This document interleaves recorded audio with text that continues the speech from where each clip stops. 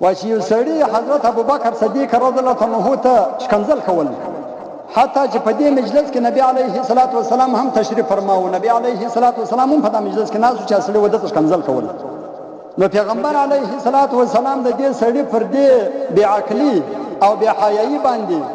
او د حضرت ابوبکر صدیق رضی الله تعالی عنه پر صبر کولو باندې ډېر په تعجب کې وو او تبسم یې کوي، سوکه سوکه بیا خندل په شونډانو چې هغه سړي و حضرت ابوبکر رضی الله عنه ته شکنځل کول او حضرت ابوبکر رضی الله عنه چوپچاپ خاموش ناست و هېڅ یې نه ورته ویل. نبی علیه الصلاة والسلام په دې تعجب کې وو چې هغه سړی ظالم خو چې شکنځل کوي هغه خو د سزا مستحق دی چې سزا ورکول شي، او حضرت ابوبکر رضی الله عنه بیا دومره صبر کوي چې خاموش ناست دی هېڅ نه ورته وایي او د الله تعالی مسلسل رحمتونه پر نازلیږي. نبی علیه الصلاة والسلام به تبسم کوي په شونډانو مبارکانو کې او ډېر په تعجب کې وو دې سړي ته او حضرت ابوبکر رضی الله عنه ته ډېر په تعجب کې وو چې په حضرت ابوبکر رضی الله عنه باندې رحمتونه نازلیږي او دا بل سړی د سزا مستحق جوړیږي. خیر خو کله چې دا سړي ډېر ښکنځل وکړل ډېر ښکنځل یې وکړل حتی چې د حد څخه هم تیر شو، تر حد عمر تیر شو، دومره ښکنځل یې وکړو. نو په آخر کې حضرت ابوبکر صدیق رضی الله تعالی عنه د هغه د بعضو خبرو جواب ورکړ، یعنی په جواب کې څه بد رد ورته وویل، ځکه چې انسان د خود شریعت په دایره کې دننه د بدل اخیستلو اجازه شته، خو بیا هم د خواصو او د غټو خلکو مرتبه ډېره اوچته او ډېره بلنده وي. نو د دې دپاره د بدل اخیستلو بجای معافي کول پکار دي چې غټ خلک باید معافي وکړي، غټ خلک چې دي هغه باید بدله نه واخلي بلکې معافي وکړي. نو خیر خو چې کله هم حضرت ابوبکر صدیق رضی الله تعالی عنه د هغه د بعضو خبرو جواب وکړي، نو نبی علیه الصلاة والسلام ډایرکټ خوابدی شو، ولاړ شو، روان شو ولاړ.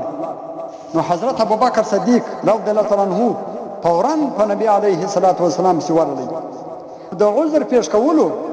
او د خپل ځان پوه کولو دپاره یې ورته وویل چې یا رسول الله کان یشتمنی وانت جالس فلما ردته عليه بعد قوله غضبت وقمت، چې ای د الله حبیبه هغه چې ما ته ښکنځل کول او دومره تر حد تېر ښکنځل یې راته وکړل، ډېر ښکنځل یې راته وکړل، تا واورېدل، نو ته مبارک ناست وې تشریف فرما وې، خو چې ما کله هم هغه ته د بعضو خبرو جواب ورکوي نو ته په غصه سوې او خفه سوې او راولاړ سوې.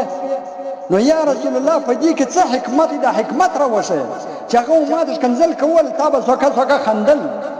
او چې ما د یو درو څلورو خبرو جواب خالي ورکوي او ته راولاړ سولې خفه سولې رالې. یا رسول الله د دې حکمت راوښیه، په دې کې حکمت څه و؟ نو نبی علیه الصلاة والسلام حضرت ابوبکر صدیق رضی الله تعالی عنه ته وفرمایل، هغه ته په جواب کې دا وویل انه كان معك ملك يرد عنك فلما رددت عليه بعض قوله وقع الشيطان فلم اكن لاقعد مع الشيطان، چې بېشکه د تا سره یوه فرشته وه. نبی علیه الصلاة والسلام ورته وایي یعنې د تا سره یوه فرشته وه،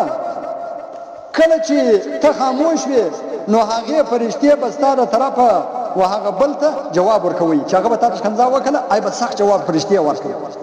ته به خاموش ناست ولې چې هغه به تا ته غلطه خبره وکړه، فرشتې به سخت جواب ورکوي. ما د فرشتې جواب ته کتل او د ده خبر ته مې کتل، ما تبسم کوي، ستا د طرفه هغه فرشتې جواب ورکوي. البته کله چې تا هغه ته د بعضو خبرو جواب ورکوي نو شیطان منځ ته راغی، فرشته ولاړ، ځکه شیطان او فرشته نه یو ځای کېږي، او زه هم لاړم